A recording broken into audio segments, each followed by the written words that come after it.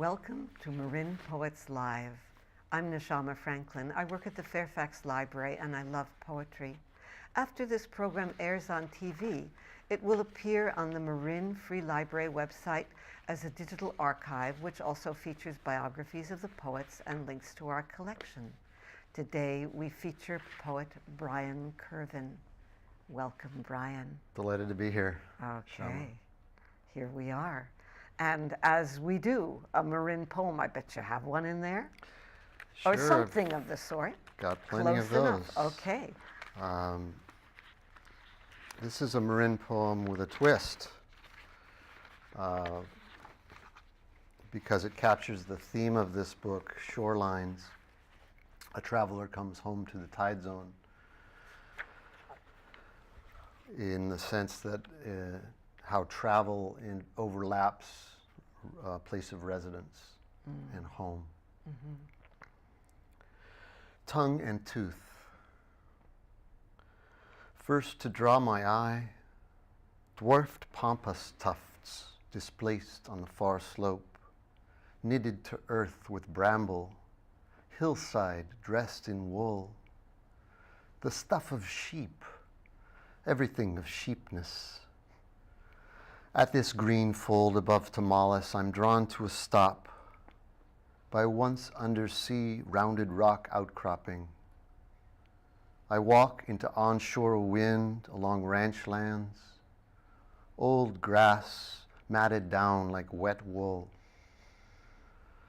Long, sooty sandstone boulders not to be taken for granite stick out like the bodies of whales wearing fern and moss coats.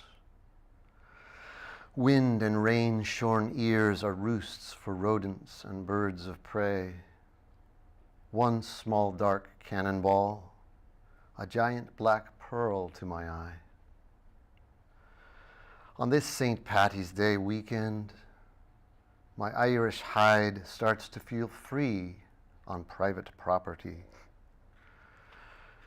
As I walk away from this archipelago of animate rock, I'm brought back to a plateau hike to Moray, Peru, to the foot of an Andean mount, and the sunken concentric circles acting as greenhouse, and the Andean man emerging from the bushes with his machete, frightening me, then inviting me home. I'm moved to sit here and listen to the wind-dried grass and thistle rustle like the last distant cry of a meadow bull before being lifted by harriers' talons. I take it home to remind me of how closely they reside, terror and thrill. Yep. Terror and thrill. Tongue and tooth. I was sure we were in Ireland, by the way, even though you said Tomales Bay. It was so Irish, that place you were describing. Yeah, that's the way I feel it out there where I live. Uh-huh. And I lived on Tomales Bay, yes. and the open slopes of green. Yes, and the cannonball. What in God's name was that doing there? For your poem, it rolled in. It did indeed. That's amazing.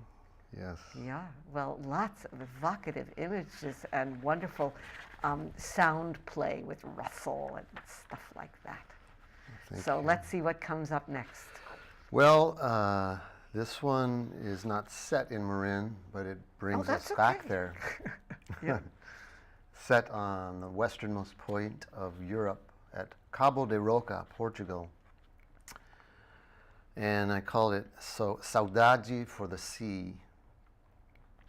Saudade, loosely translated, would be inner longing. Once again along my kind, precipitous rocky promontory, littoral, very nearly literally Point Reyes Peninsula. From a month in parched brown inland Andalusia, under scorching summer sun, I feel sea breeze tugging at me. Granite-like reminders gull gutturals, a leap into chilled aquamarine spillway through sea stack arch. Just to get to this cut-off cove harkens McClure's hike back home. Old world view from westernmost point of continental Europa. Uncanny semblance to Central Pacific coast. Grassy reminiscence to the Emerald Isle.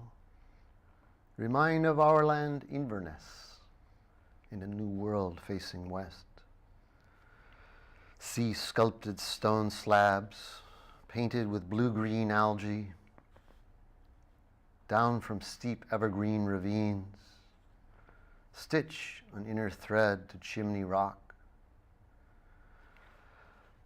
Now to look out at the luscious teal sea, scoured fresh and clean, is enough for a cluttered head to regain its clear-eyed compass. Well, the image of you as stitching together these places came to me even before you said it in the poem, that that's where you were going. And so your home is inside you, evoked constantly by other places. What an interesting position to be in. Yes, it is. I'm not quite ever letting go of that. Why should you? Feeling. It's so rich. Being between places. Right. And so we're going to go back to the Tomales Bay shoreline and capture pelicans. Pelican chanted, strand stretching along a free-flowing line against the wind and holding sway. Distant waves splash, crash, countercurrent, stitches caramelize into sky's steel gray blanket. Creation sewing elegant and methodical, unseen stitches, string theorizing, another vacuum, only space between a white pelican V into infinity.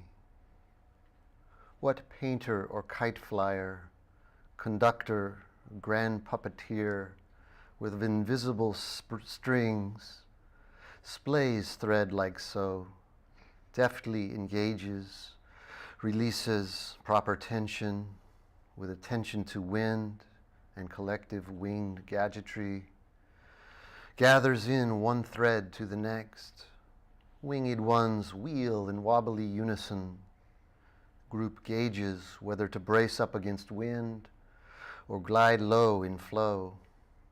Either way, it appears effortless, unending, undulating noodles, continuously stretching apart, together, against grave gray sky, green, blue, all of olive sea, undifferentiated, shimmering gliders, in and out of sight.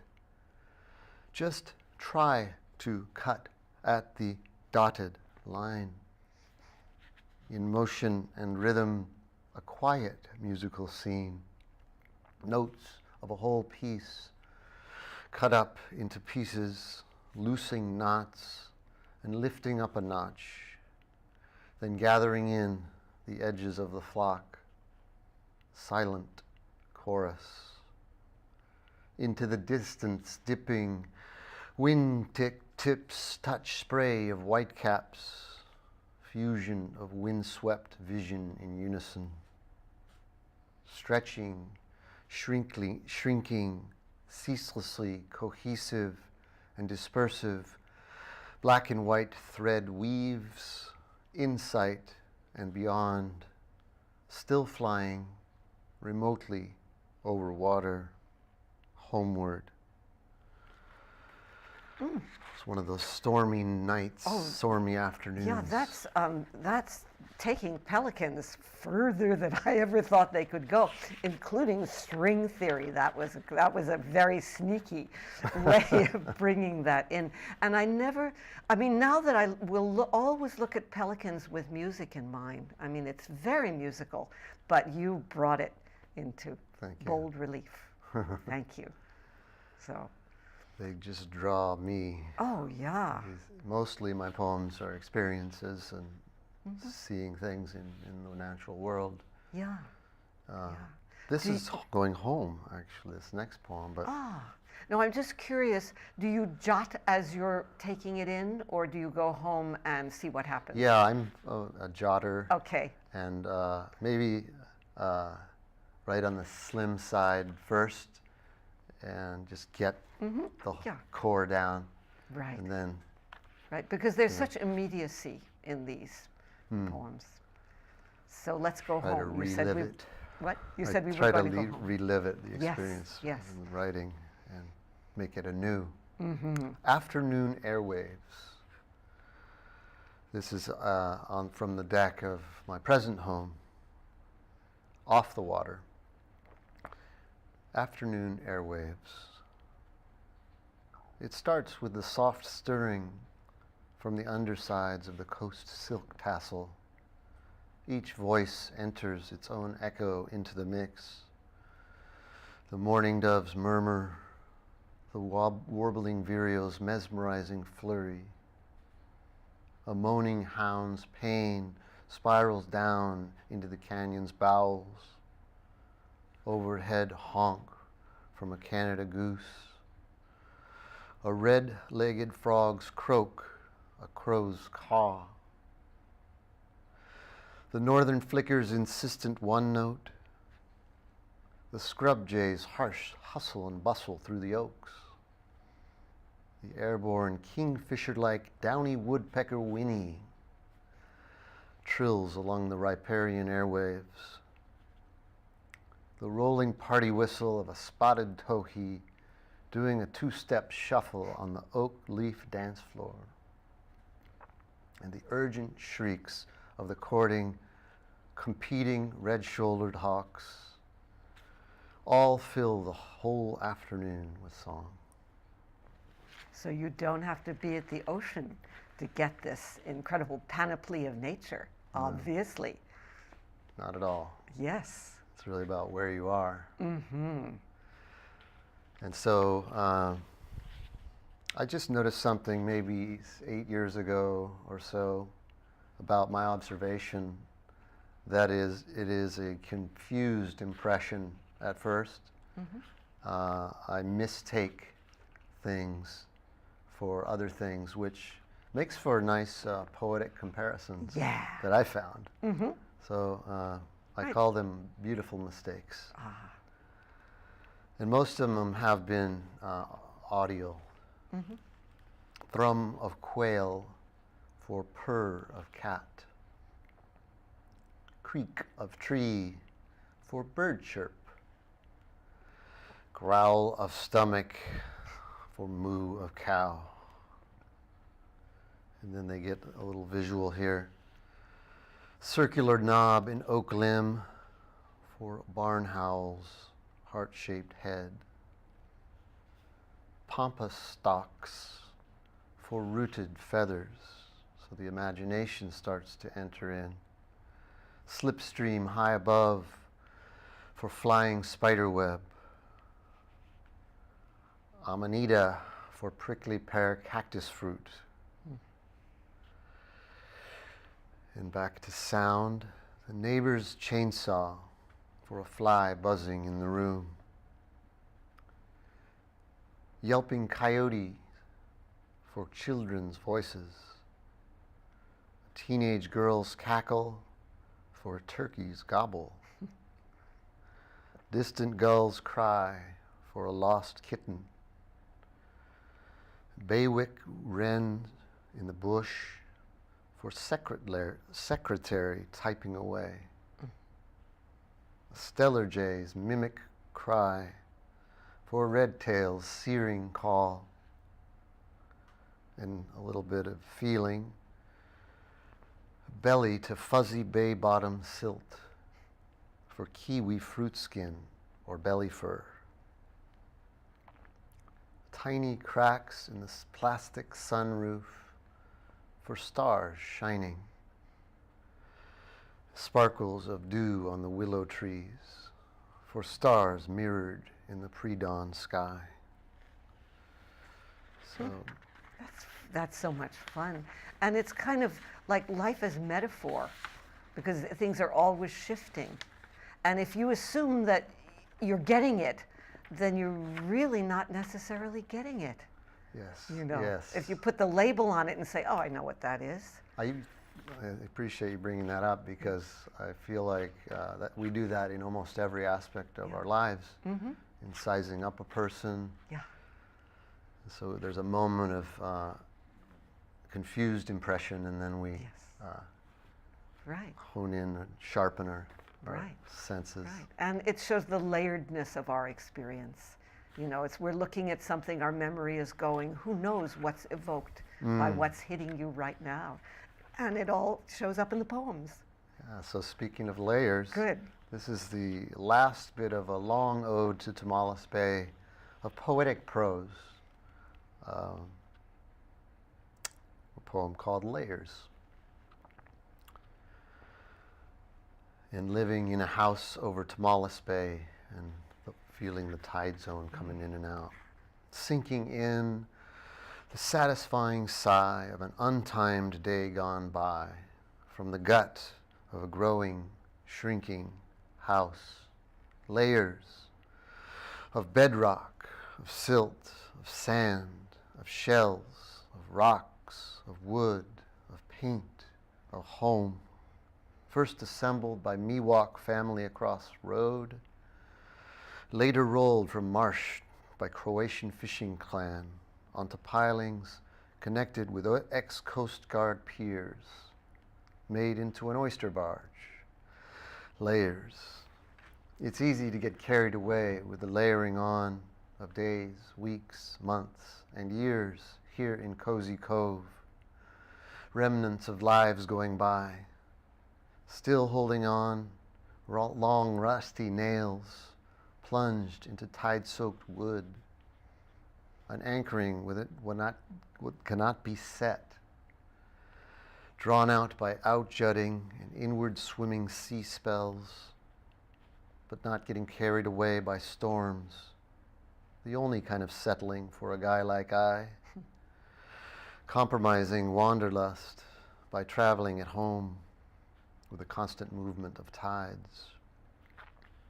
All gets richer with the passing of days and nights and seasons revolving, evolving constantly, all the more apparent at this curvaceous corner of the earth, enough edge to thrill, fill one's nights and days on the fringe of the San Andres and Pacific, a critical habitat for myself and innumerable others that called to me on many solitary motorcycle rides, aside wind-blown bays and pines, mirroring a flying lad and machine along the mystical multi-layered landscape and liquid migration route. It could have been anywhere to stop and stay and look within gnarled, swaying roots, to look out again, clear, but it was here in Point Reyes to stay, one wayfarer on his way. The mystical, multi-layered landscape, that's so much of what you give us, is how much it speaks to you, how much you need it. It's just amazing. It's symbiotic.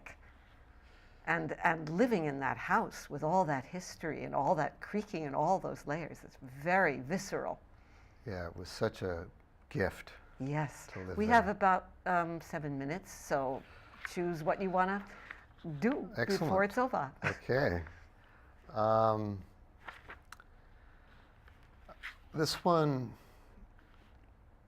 is for Lanny Pinola. And it's entitled Huella, and that means life force or spirit in Miwok.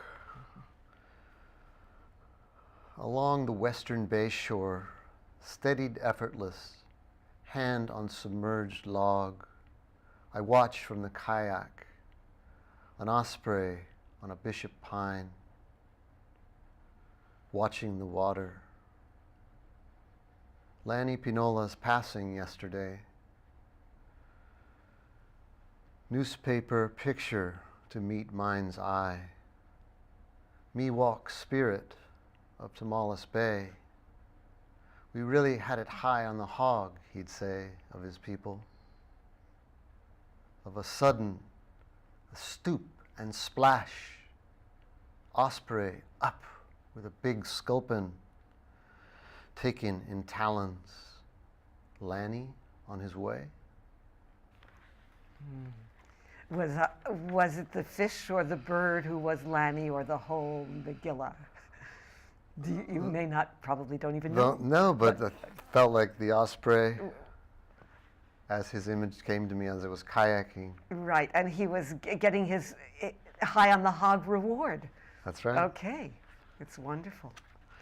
Okay. Yes, so each section of this book, Shorelines, the traveler comes home to the tide zone, has a prose section. Ah, we do prose here too. Poetic prose. You can read it. I definitely would say it's poetic prose. Yes. And this was culled from a literary conference I went to in Michoacan, Mexico, called The Luminary Details.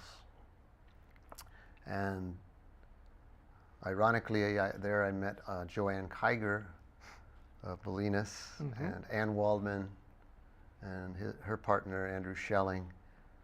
And this was an exercise in looking for an object in the town of Pátzcuaro. Madre Perla, in the meditation section of the book.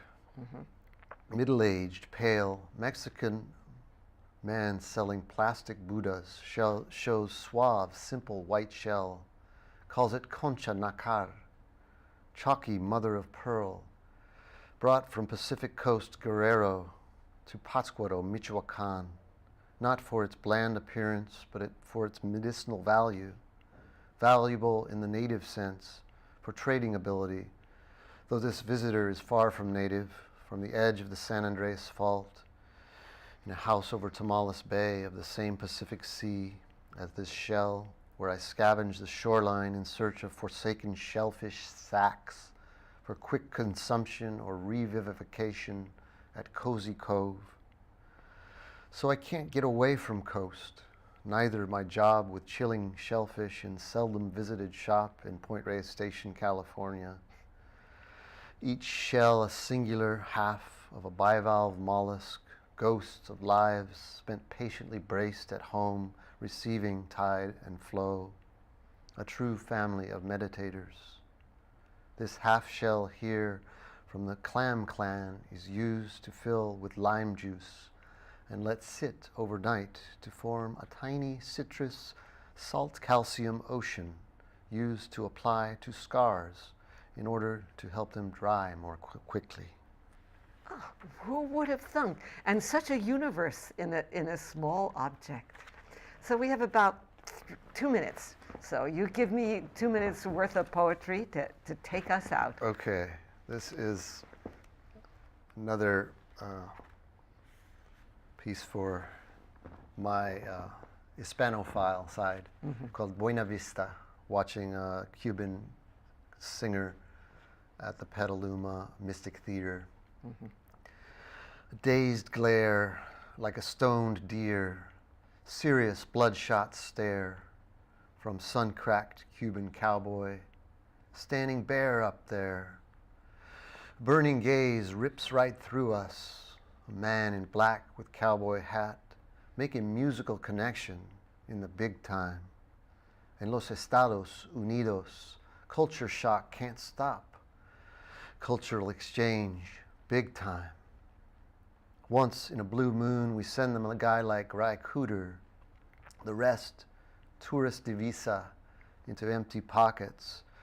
So they're here, taking a piece and giving their all in song, taking the States by storm, a heated huracán of guajiro, salsa, sones, con calor, baladas, boleros, flow through halls insulated from El Norte frío. Everybody's sweating a couple winter hours of Cuban warmth, starved for in los Estados Unidos, Estados Unidas, big time. Humorless face of Eliades with surly outlaw lips, injured at one corner, soon turns to squinted smile as he picks like partner on rhythm, strums in waves across string like he's petting a cat. Young stand-up bass player can't stop smiling to the sea of sound he reverberates around. Sit-down drummer snaps hides quick with hands and sticks. Afro-Cuban trumpeter heard behind Ferrin's sisters, Las Hermanas, hips heaving easy as the waters of Siboney on a calm, sunny day. Eyes and lips in syrupy smiles. Eliades beams, glad to step back and let them do the singing. It's not the marketing, not the Grammy nominating, not the fancy bus, but us, with echoing howls, whistles, and screams that make him sing. Tonight the name Sublime Ilusión sums it up. Poet of few words, voice of great resonance, sings from the Sierra Maestra countryside, the heart of Monte Adentro, out to the world, makes it one. Wow, thank you. A person in your poetry. Thank you so much, Brian Kirven. It's been great. Thank you very much for having me. It's been a pleasure. Okay.